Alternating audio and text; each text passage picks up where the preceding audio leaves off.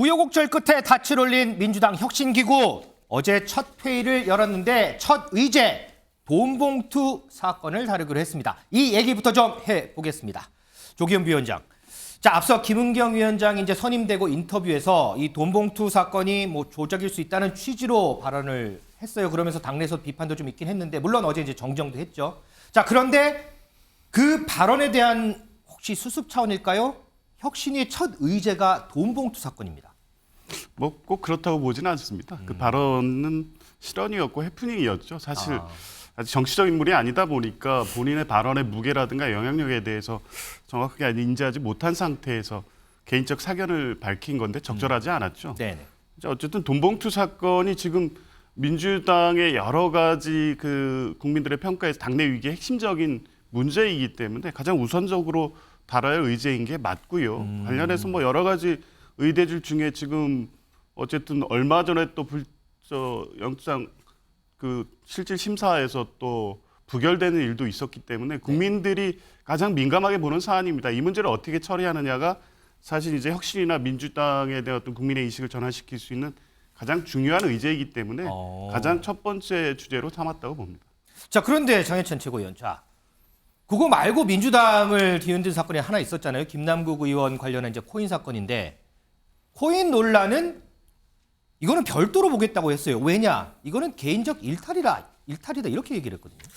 글쎄요. 사실 민주당이 국민의 신뢰를 회복하기 위해서는 어려운 부분도 돌파하는 결기가 있어야 되는데 코인 논란은 김남국 의원이 탈당했으니까 개인의 것이고 돈 봉투는 뭐 민주당 내에서 심각한 문제다라고 사안을 분리하는 게 과연 국민들 입장에서 수긍이 갈지 잘 모르겠습니다. 김은경 혁신위가 뭐 기대와 우려를 동시에 받고 있는데 네. 적어도 시작할 때만이라도 혁신위원장이 우리는 민주당 안에 있는 여러 가지 모순적인 문제나 국민의 눈높이 맞추지 못했던 문제들 뿌리까지 다 들여다보겠다라고 시작을 해도 사실은 잎사귀에서 줄기로 내려가기도 쉽지 않거든요. 근데 시작부터 우리가 한 잎사귀 정도 보고 줄기도 한번 볼게요라고 하면 뿌리는 건드리지도 못하게 되는 것이기 때문에 이 부분에 있어서는 가뜩이나 이 김은경 혁신위의 실권이 실리겠느냐 의혹의 시선들이 많은데 네. 시작할 때 너무 스스로 힘을 빼고 시작하는 것은 아닌가 하는 아쉬움이 외부자에서 볼 때 좀 드는 것 같습니다. 김진인 변호사. 근데 이제 돈봉투 사건은 송영길 전 대표하고 좀 연관이 있고요. 코인 관련해서는 이제 김남국 전 의원하고 연관이 있는데 두 사람 다 이재명 대표하고 친분이 있다 이렇게 알려졌잖아요. 그런데 이 두 개를 정조준한다. 이 얘기는 여기서 딱 손절하겠다. 이런 의미일까요, 이게? 그건 아닌 것 같고 일단 문제 의식 자체는 저는 뭐 적절하다고 봅니다. 이 두 가지 이제 이슈를 처음에 제기한 거 문제 의식 자체는 사실 뭐 옳다고 보는데 말씀 주신 것처럼 이제 이 두 사건에서 이재명 대표를 빼고 얘기를 할 수가 없죠. 특히 이제 송영길 대표 같은 경우에는 뭐 이심 송심이라는 말이 나올 정도로 송영길 대표가 될 때부터 시작해서 뭐 대선 또 이재명 대표가 지금 이제 개항을 해서 국회의원이 되는 과정까지 이제 굉장히 긴밀한 이제 유착 관계가 있다고 알려져 있고 그리고 김남국 의원도 마찬가지입니다. 과거 이제 경기도지사 할 때부터 이제 7인회라는 핵심 멤버로 또 활동을 해서 계속 측근으로 분류되는 입장인데 결국에는 뭐 문제 진단 자체는 맞지만 거기서 끝나면 안 되죠. 혁신위가 해야 될 일은 이제 민주당을 정말 위해서 한다면 혁신 내용 그리고 혁신 대상을 이제 제대로 짚어야 되는데 그럼 결국에는 혁신 대상이 누구냐? 지금 어떻게 보면 잘 나왔지만 결국에는 이재명 대표가 이 민주당에서 가장 지금 어떻게 보면 혁신 1순위라고 저는 그렇게 생각을 하거든요. 김진인 변호사는 혁신 1순위는 이재명 대표라고 네, 하기 때문에. 근데 과연 왜냐하면 지금 이재명 대표가 지금까지도 계속 민주당의 어떤 뭐 내로남 너무 본인 사법 리스크도 있지만 네. 계속해서 뭐 방탄국회를 비롯해서 민주당의 어떤 도덕적인 어떤 추락 그리고 위선 이런 거를 사실 대표하는 인물이라고 저는 생각을 하는데 그걸 결국 이제 1순위 혁신 대상이 저는 이재명 대표라고 생각하는데 과연 이재명 대표 스스로 이런 혁신 대상에 포함돼서 이렇게 본인이 혁신 대상에 포함돼서 이 문제를 이 난관을 헤쳐나갈 수 있을지 저는 사실 좀 솔직히 좀 의심스럽습니다. 자, 그 얘기는 조금 이따 좀 더 자세히 해보고요. 지금 송영길 전 대표, 이재명 대표 얘기가 나왔는데 송영길 전 대표가 이 돈봉투 사건에 책임을 지겠다는 의지로 민주당을 탈당을 했죠. 그런데 인터뷰를 했는데 이재명 대표의 불체포 특권 포기와 관련해서요. 절대 반대다. 이렇게 얘기를 했습니다. 그 목소리 좀 듣겠습니다.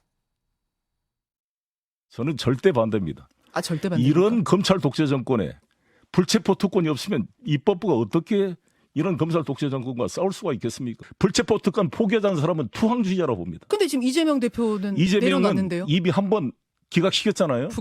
부결시키고 더 적극적인 투쟁 의사로 이러한 프레임과 싸우기 위한 거죠. 그러니까 나는 이재명 그 대표뿐만 아니라 국회의원들의 불체포 특권을 이 윤석열 검찰총장 이 독재 정권 하에서 포기하자는 행위는 저는 투항적인 노선이다 이렇게 생각합니다. 야당 이기를 포기하는 것이다. 그런 저의 정치적 책임을 통감을 하고 당을 제가 탈당을 했습니다. 사실 당 대표를 한 사람이 탈당한다는 게 쉬운 일은 아닙니다. 우리 민주당이 두 가지를 좀 했으면 좋겠다는 생각이 듭니다. 제대로 좀 싸워달라. 조기현 부위원장, 저는 이 말이 조금 헷갈려요. 이재명 대표 불체포 특권 포기는 투항적 노선이자 야당의 길을 포기하는 것이다라고 했는데 이 불체포 특권을 포기한 이재명 대표는 더 적극적인 투쟁 의사를 보인 거다 이런 얘기를 했거든요. 이 말이 다르고 저 말이 다른 것 같은데 이게 좀 해석을 좀 해주세요. 표현 자체로는 선후가 이제 모순된 것처럼 들리기는 하는데요. 네. 죄송합니다. 지금의 정치 상황에 대한 어떤 종합적 판단과 인식이라고 보여집니다.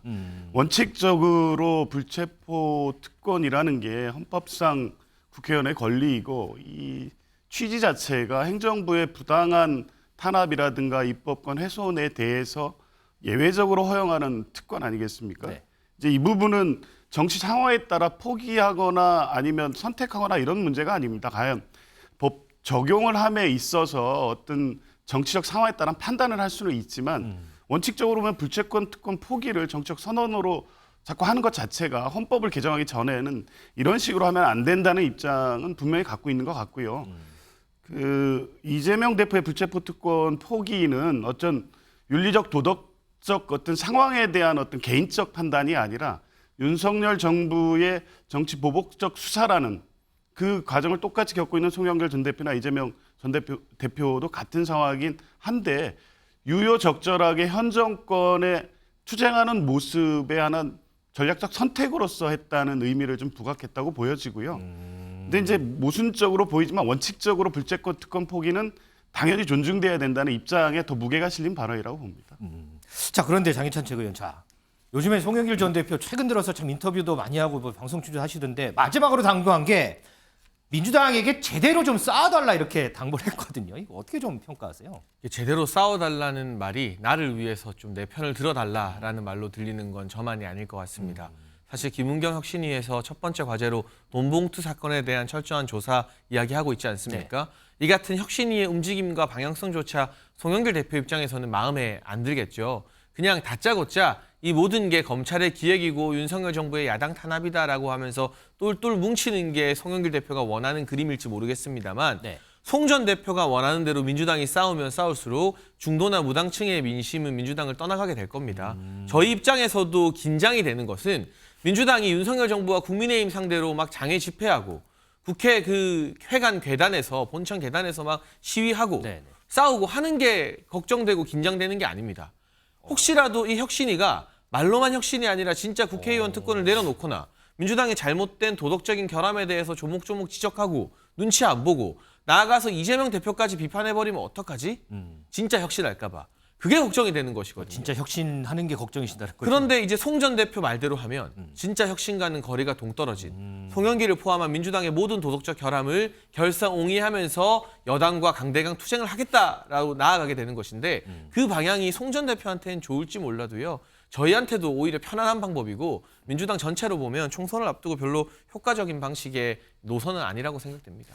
자, 국민의힘이 가장 두려워하는 게 진짜 혁신이라고 하는데 글쎄요. 지금 혁신위에서 어제 이제 첫 회의를 했는데 벌써 잡음들이 조금씩 나오는 것 같습니다. 어제 혁신위원 인선이 됐고 발표가 됐죠. 7명이 발표가 됐는데 그중에서 6명이 친명계로 분류되면서 당장 비명계에서 반발이 나오고 있습니다. 김은경 위원장 이걸 의식했을까요? 이런 발언도 했습니다. 얘기 듣고 오겠습니다. 가죽을 벗기고 뼈를 깎는 노력을 통해 윤리정당으로 거듭나게 하겠습니다. 저는 정치권에 빚이 없는 사람입니다. 당연히 친명도, 비명도, 친문도, 비문도 아닙니다. 계파의 이익, 일부 강성 당원의 요구, 기득권 세력으로부터 전락한 현역 국회의원들의 이해에 대해서 한치의 관심도 없습니다. 자, 이 발언에 대해서 친명으로 분류되는 김영진 의원 힘을 실어준 것 같습니다. 이어서 좀 듣겠습니다. 제가 친명계 핵심인데 아는 사람이 한 명도 없습니다. 아, 네. 전혀 없습니까? 없습니다. 그래서 아. 보니까 대단히 대한민국에서 각 분야에서 네. 정치, 경제, 학계, 그다음에 의료계, 언론계에서 네.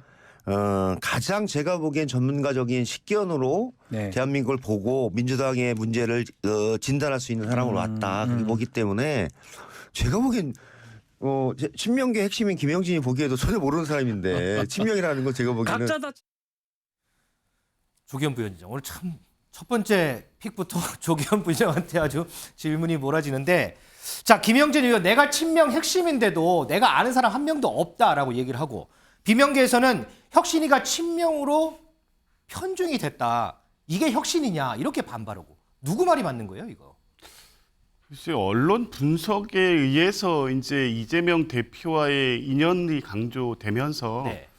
그래서 이제 친명 일색이라는 일부 비판이 있는 건 사실인데요. 실제 얘기를 들어보면 김은경 위원장도 그렇고 당내위원 제외한 외부위원은 특별한 인연이 없는 분들이라고 합니다. 송갑석 최고위원 같은 경우에도 뭐 친명 혁신이라고 볼 수 없다는 입장 그리고 기대가 크다는 입장을 밝히고 있고요. 일부 의원들이 이제 이 외형적으로 지난 대선 때 대선 캠프의 어떤 직을 맡았거나 이런 이유 때문에 이재명 대표와의 어떤 관련이 있지 않은가라는 의심을 하는 것으로 보이는데 김은경 위원장이나 위원들이 누구 말을 듣고 정치적 결정을 할 뿐이 아니라는 얘기들은 당에서 이제 어느 정도 다 공감이 돼 있습니다. 그래서 그런 우려를 지금 이제 출발에 앞서서 그런 방식의 혁신 운영을 하지 말라는 일종의 당내 경고 정도의 의미이지 실제 이재명 대표의 뜻에 따라서 혁신 의제를 설정하고 이재명 대표를 위한 혁신안을 만든다. 그렇게 갈 것으로 보지는 않습니다. 장가희 기자. 그런데 이게 경고만일까요? 보면 추가로 임명할 혁신위원 두고 이견도 많이 나오는 것 같더라고요. 근데. 네, 그렇습니다. 민주당은 최종적으로 현역 당내 3명, 외부 8명 등 11명으로 혁신위를 구성할 예정인데요. 김은경 위원장은 추가 인선에서도 이 현역 의원 배제 기조를 명확히 하고 있습니다. 네. 하지만 비명계는 개파 안배 차원에서 이 현역을 추가 인선해달라 이렇게 요구를 하고 있는데 혁신위원 인선을 놓고 당내 파열음이 커질 수 있다 이런 목소리가 나오고 있습니다. 김은경 위원장은 혁신위에 의원이 많게 되면 정말 혁신에 대한 이야기를 하기가 좀 어려워지기 때문에 현역은 이해식 의원 1명이면 좀 족하다 이런 얘기가 나오고 있는데 당 지도부는 김 위원장의 입장이 좀 완고해서 난감해하고 있다고 합니다. 자, 이렇게 혁신위의 추가 인선 부분에 대해서 벌써부터 얘기 나오는데 자, 어떤 인물들이 추가로 인선이 될지 이 부분도 좀 지켜봐야 될 것 같고요. 장가희 기자, 요거 하나만 더 얘기해 볼게요. 어제 김기현 대표가 교섭단체 대표 연설에서요. 김남국 의원처럼 무단결근해도 꼬박꼬박 월급 나오는 직장이 세상에 어디 있느냐. 무노동 무임금제도 도입해야 된다 이렇게 역설했는데 당사자가 반발했죠 여기에. 네, 그렇습니다. 김남국 의원이 어제 오후 자신의 페이스북을 통해서 이 김기현 대표의 연설 중 사실이 아닌 부분을 정정하겠다 이렇게 언급을 했습니다. 그러니까 무단 결근했다는 거 사실 아니고 또 당시 코인 관련 무차별적 의혹이 제기되는 상황에서 이슈를 확대 재생산하는 건 바람직하지 않다고 생각하기 때문에 공식 일정을 자제했었다 이렇게 말을 했습니다. 또 모두 청가서를 제출했고 대부분 의원회관과 지역 사무실로 계속 출근을 했다. 또 주말에도 의원회관으로 아침 일찍 나왔고 대체 휴일 연휴 기간에도 지역 사무실에 출근해서 주민들을 만나는 일정으로 정상적으로 모두 소화했다 이렇게 부연했습니다. 장혜찬 최고위원, 뭐 당사자가 반박을 했으니까 여당에 다시 한번 물어볼게요. 무단결근 아니라는데요? 염치가 없어도 적당히 없어야지 이렇게 없을 줄은 몰랐습니다. 나날이 제가 김남국 의원께 놀라게 되는 연속인데요. 김남국 의원이 직접 발의했던 의원 무노동 무임금 법안이 있습니다. 거기 보면 무노동의 기준을 상임위 출석과 국회 본회의 출석으로 삼고 있어요. 상임위원회에서 관련된 업무를 보는 것, 네. 본회의에서 중요한 법안 관련된 의사표현을 하는 것이 국회의원에게 부여된 첫 번째 의무이거든요. 그걸 제대로 하지 않으면 무노동이기 때문에 세비 깎자고 다른 사람이 아니라 김남국 의원 본인이 법안을 발의해 놓은 게 있어요. 근데 상임위나 본회의를 안 왔잖아요. 그럼 국회의원은 상임위 본회의 안 오고 그냥 어디 갔는지도 모를 의원회관이나 본인 지역구 사무실에만 나가면 그게 다 출근하고 일한 게 되는 것인가요? 이런 변명은 가뜩이나 국회의원 특권에 지금 원성이 자자한 국민들의 분노를 더 촉발시킬 따름입니다. 본인이 발의한 법안을 다시 한번 읽어보시라는 말씀을 드리고 싶습니다. 이거 장혜찬 최고위원 출연하면 제가 여쭤보려고 지금 일주일 기다렸어요. 김남국 의원 얘기 나온 김에 그 왜 1대1 토론 그거 가지고 뭐 고소하고 뭐 이런 얘기 했잖아요. 그거 어떻게 좀 돼가요? 그거? 일단은 제가 무서우신 것 같아요. 계속 피하고 있으신 걸 보니까 제가 더 이상 기다릴 수가 없어서 지난주에 영등포 경찰서에 무고죄로 맞고소를 했고요. 조만간 수사관 등이 배정되고 일정이 나오면 수사기관에서 이 부분에 대한 진실을 다루게 되겠죠. 제가 제기한 여러 의혹들이나 표현들이 과연 허위 사실에 의한 명예훼손인지 아닌지 이걸 가려내기 위해서는 허위가 아니라는 걸 김남국 의원이 증명해야 되고 그 증명을 위해서는 지금 같은 하나마나한 해명이 아니라 거래 내역을 분명히 수사기관에 공개해야만 될 것입니다. 김남국 의원이 좋아요 1대1 토론 합시다 이러면 고소는 취하는 거 당연하죠. 언제든. 네. 알겠습니다. 자, 어제 교섭단체 대표 연설 얘기하고 있는데 어제 김기현 대표가 연설을 하던 그 시간, 그 장소에서요. 여야 의원들이 삿대질과 고성이 오갔습니다. 그런데 이 모습을 처음부터 끝까지 본 사람들이 있습니다. 영상으로 좀 보겠습니다.